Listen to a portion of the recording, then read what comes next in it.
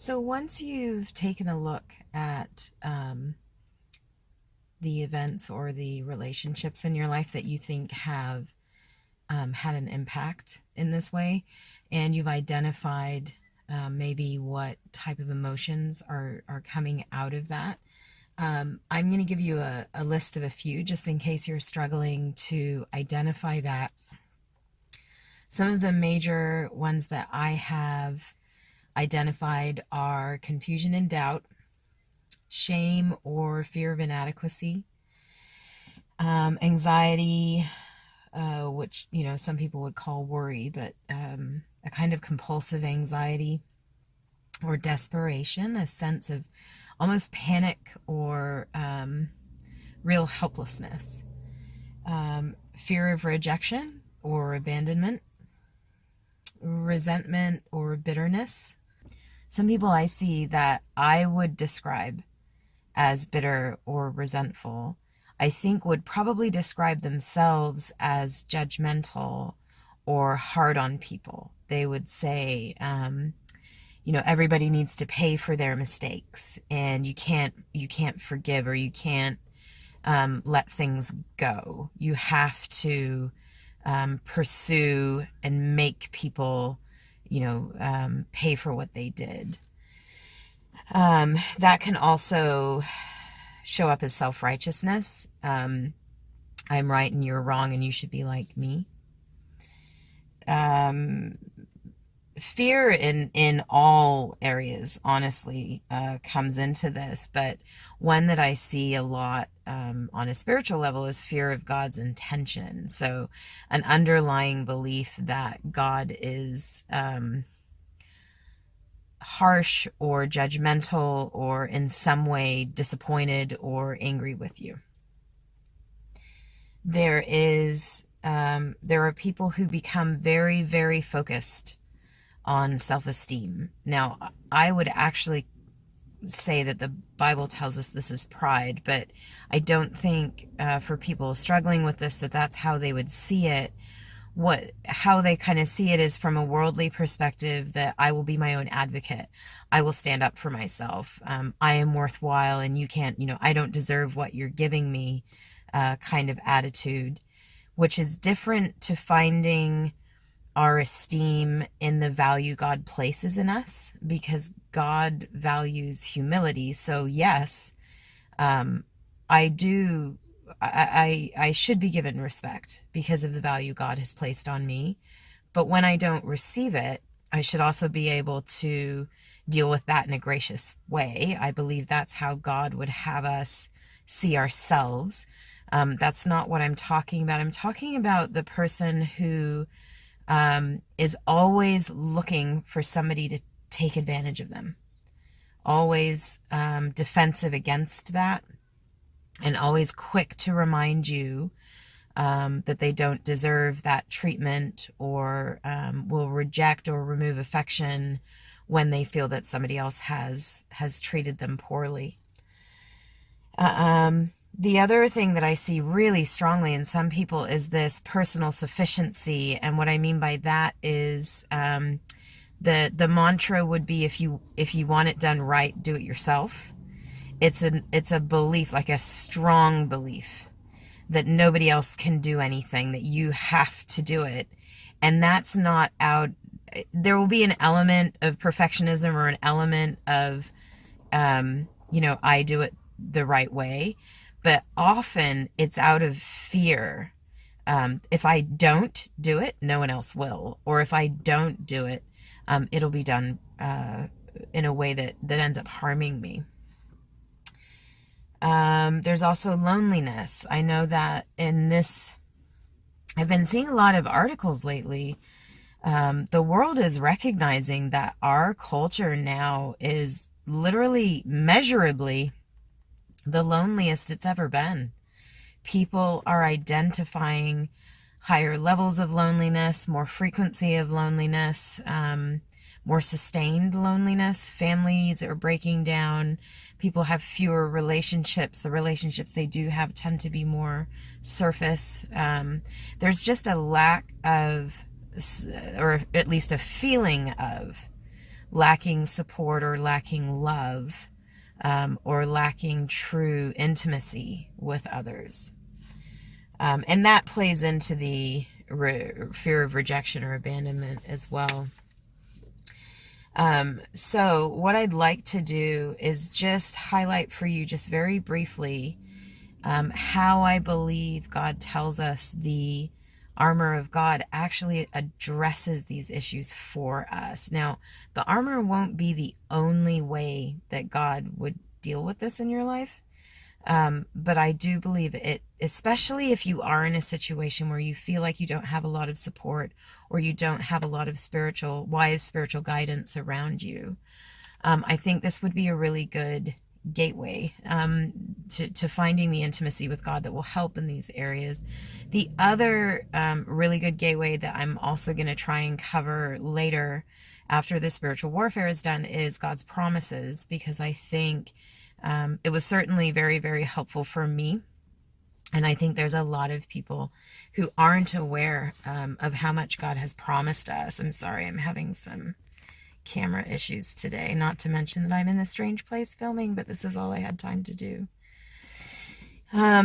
So if you are someone who struggles a lot with confusion, with fear of the world, and by that I would say you believe others would harm you, or with doubt, either self-doubt or doubt about God and his willingness or desire to intervene for you.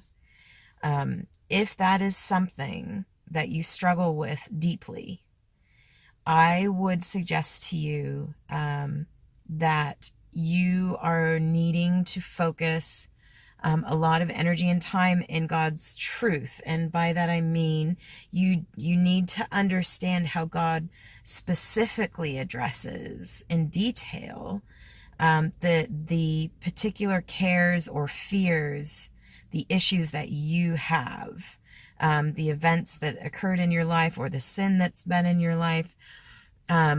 Obviously, when we are aware of sin, we already know it's sin. So I'm not suggesting that there needs to be a greater depth of understanding of sin in this particular weakness. What I mean is how God addresses sin. So if your fear or your doubt bases in an event that was your choice, that you took steps or said things or did things that you wish you hadn't, and that's and you're finding your life very confusing, or you're very fearful of God's intentions towards you, you need to be looking into the Bible to find how God views you, the truth about your identity in him, and how that differs from the world. And that is something, your identity and how God views you, that is something that I do plan to cover in a later message, but you can find so much good stuff. If you don't know where to start, comment in this video, because I can link you to a sermon that on that exact subject that is just fantastic. And will really help give you not only some biblical references to look into deeper, but give you some really good perspective on it. If you struggle deeply with a sense of shame or fear of inadequacy, primarily based in things that were done to you. So if your shame is because of your sin, I'd say go with what I just covered. But if you have a lot of shame or embarrassment over things that were done to you, you feel you need to hide those, or a deep sense of inadequacy. The feeling or the thought that I hear from people in this place a lot is, I can't do anything right.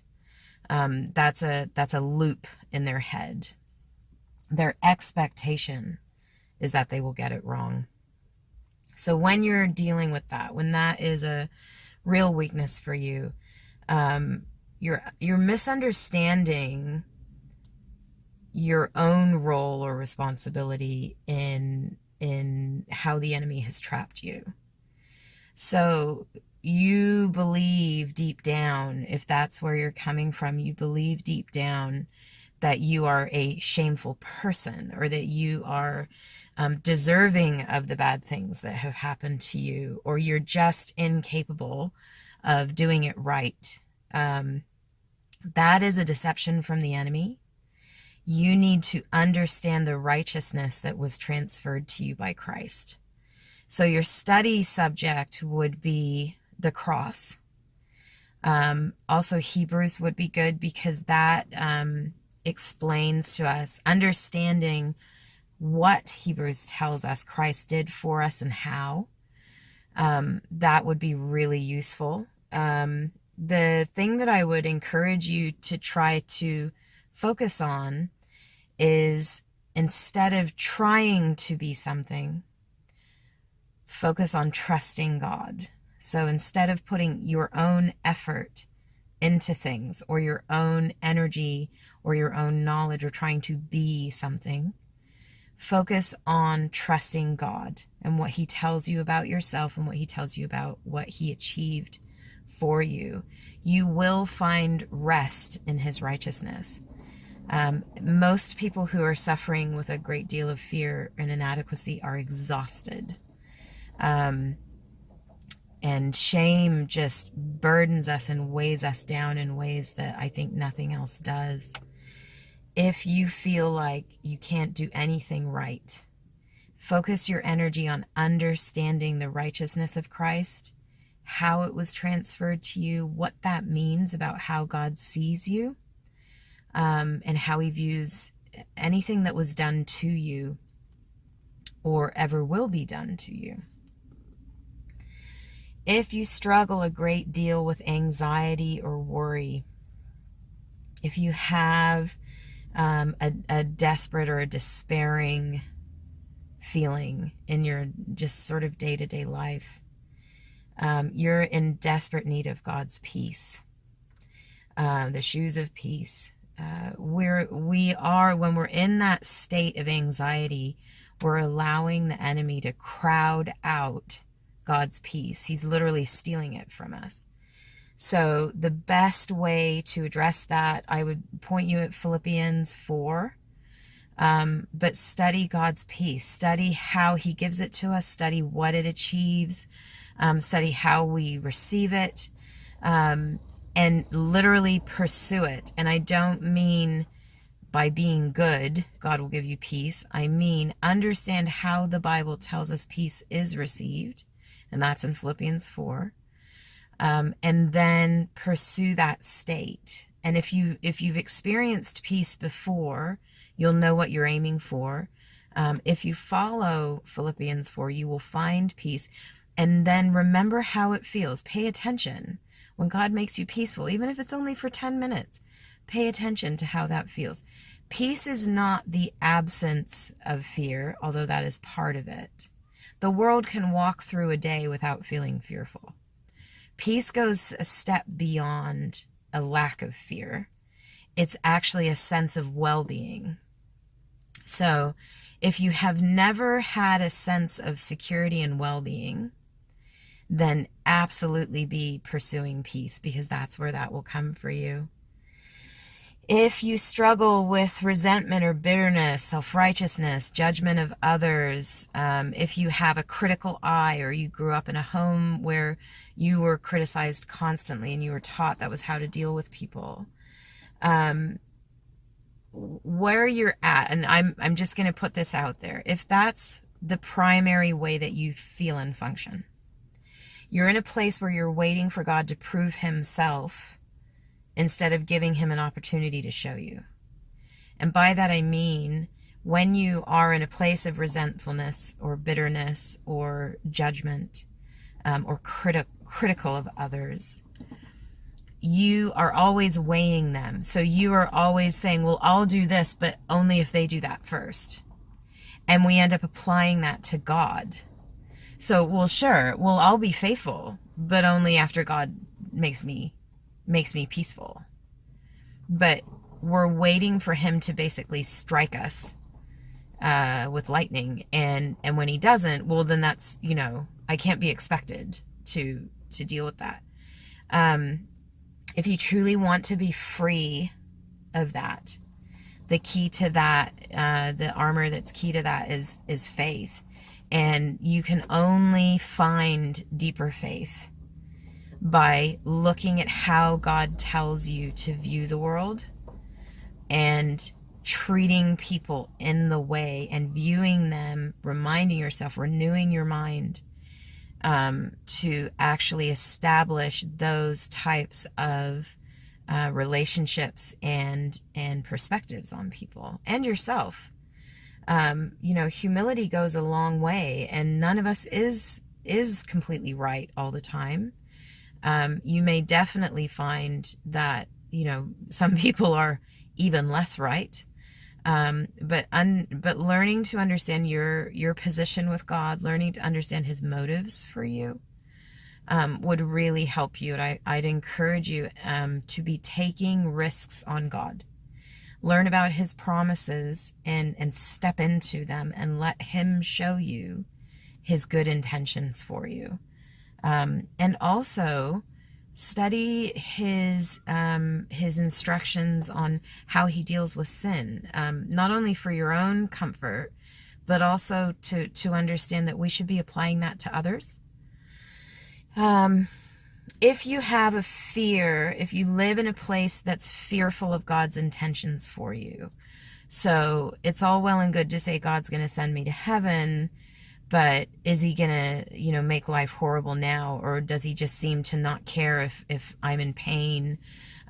Or does He always seem to be waiting with an unpleasant surprise for me? Or does He just think little of me? If you fear God's intention for you, you need to be studying your salvation and understanding what God achieved, what Christ achieved on the cross, and also how that makes Him view you. And for both those looking at faith and those looking at salvation, I would really encourage you to start asking God, only if you mean it, start asking God to help you see the world the way He does. Start asking Him to help you see the people you're in relationships with the way He does. You will find that if you mean that when you ask Him, you will find that life-changing. So if your issue is self-esteem or a self-reliance, if you have a sense that you can't trust anyone else to take care of you, especially if it's come out of neglect or mistreatment as a child, I would point you to a knowledge, a general knowledge of the Bible, but also a specific, the Bible as the sword of our spirit, a specific understanding, not only of spiritual warfare, how the enemy deceives us, how he presents himself, the authority we've been given, all of that understanding, being able to see your own life clearly and understanding what you are and aren't responsible for. We allow the enemy to lie to us. It is what it comes down to, especially about our value, where our value comes from, and also our purpose. Often people who really struggle, really believe, there's people very close to me who live in this place of deeply mistrusting that anybody else, when push comes to shove, anybody else will actually take care of them or look out for their best interests.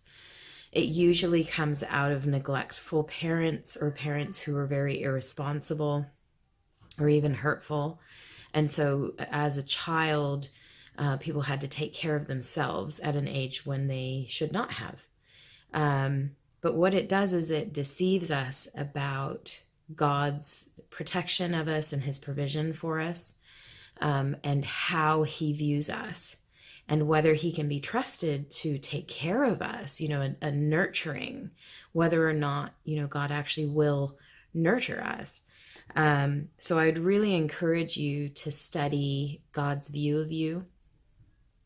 Find the Bible's answers on how man will let you down, but God will not, how he will not abandon you, he will not forsake you. And also that whole issue of how the enemy works, understanding deception.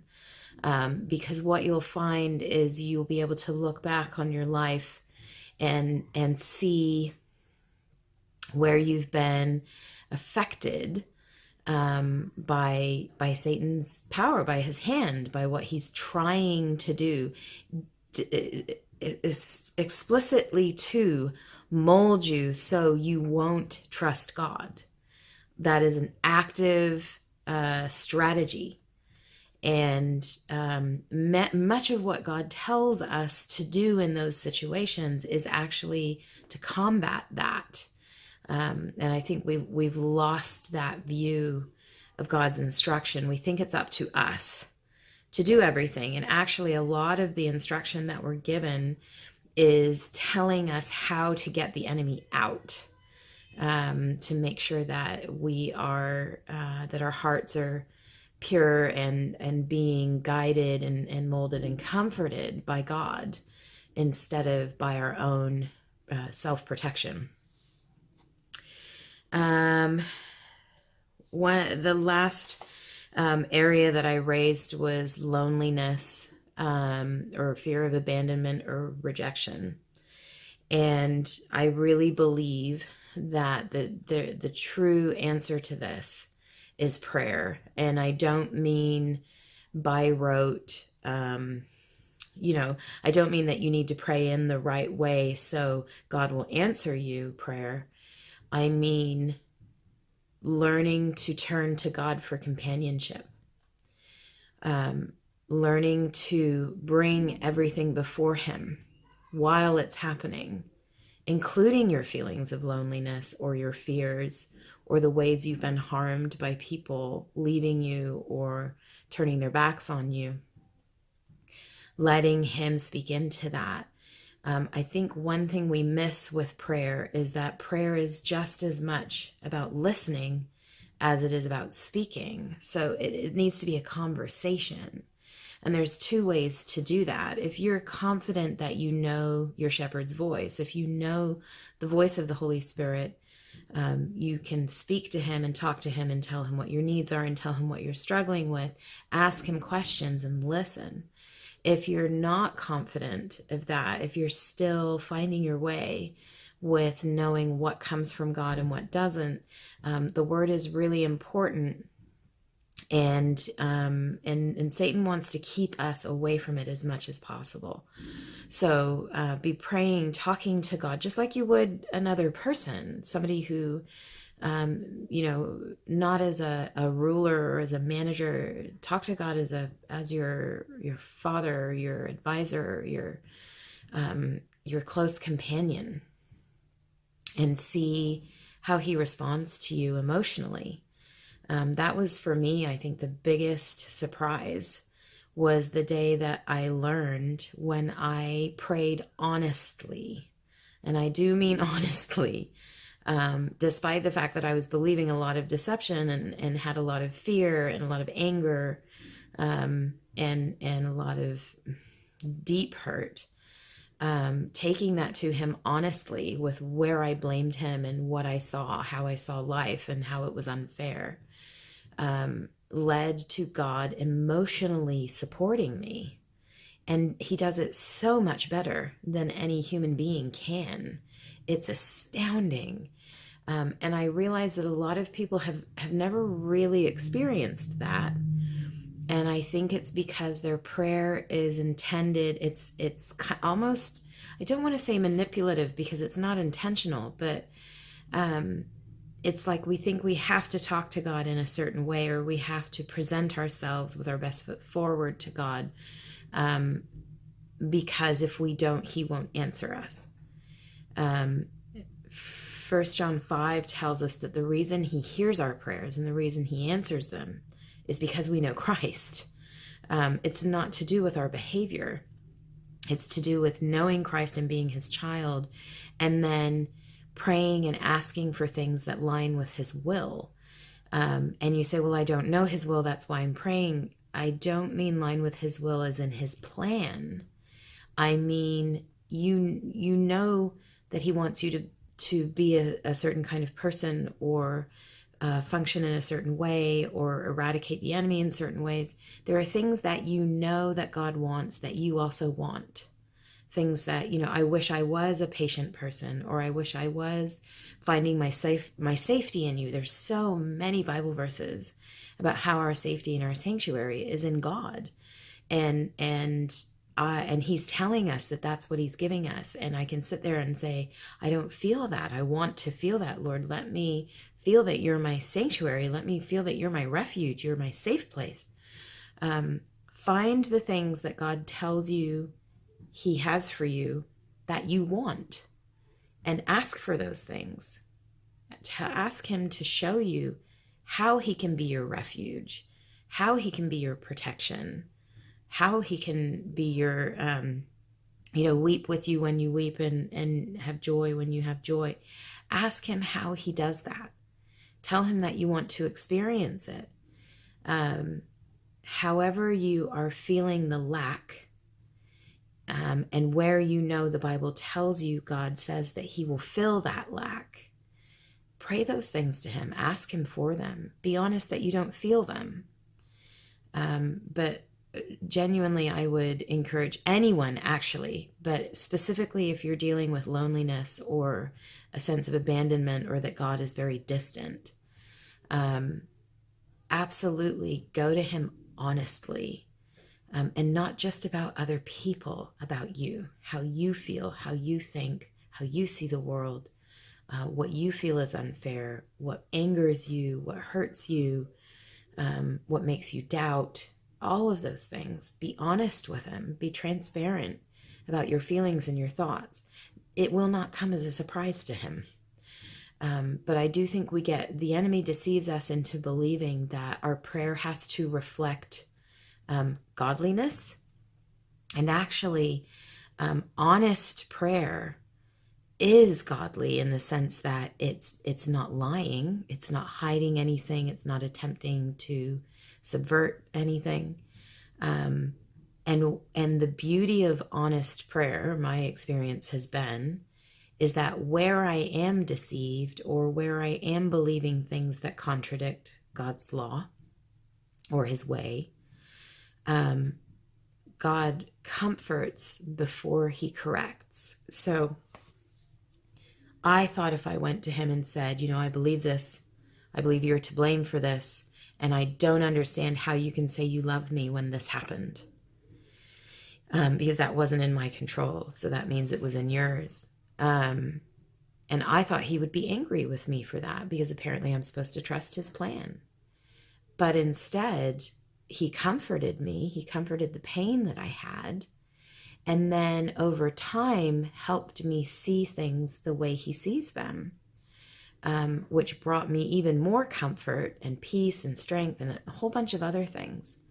So if you are lonely or fearful, or fearful of rejection, fearful of abandonment, fearful that with the wrong, if you do or say the wrong thing, that God will turn his back on you, or people will turn their backs on you, go to God in prayer and go honestly, really, really honestly, and give him an opportunity to show you that he will not hurt you in that.